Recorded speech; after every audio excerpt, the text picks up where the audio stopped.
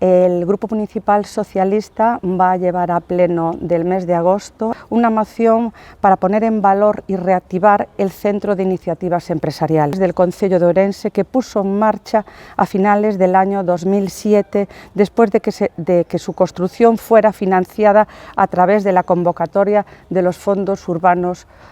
Urban 2. Después de casi 15 años de funcionamiento, tanto como sede del Servicio Municipal de Formación Ocupacional, gestión de fondos comunitarios, empleo y promoción económica, como en los viveros de empresa, que cualquier emprendedor con una idea de negocio pueda dirigirse al CIE, y sus técnicos que le ayudarán a elaborar el correspondiente plan de empresa,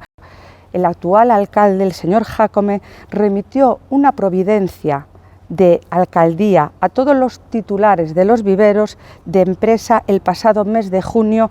ordenando que abandonaran de inmediato las instalaciones antes de finales de agosto.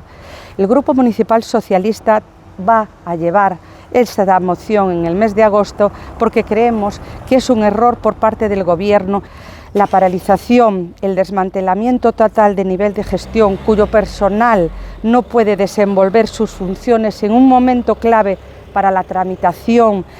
sus funciones en un momento en el cual necesitamos esos fondos europeos, necesitamos el fomento de la cultura emprendedora. Lo que hace el señor alcalde, como hizo siempre, fue desmantelar todo aquello que funciona.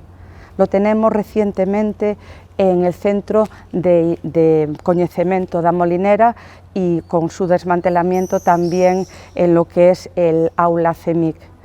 Nosotros en el pleno del mes de agosto, lo que vamos a solicitar es que vuelva a reactivar estos proyectos, que vuelva a reactivar el Centro de Iniciativas Empresariales, que es tan importante para la ciudad.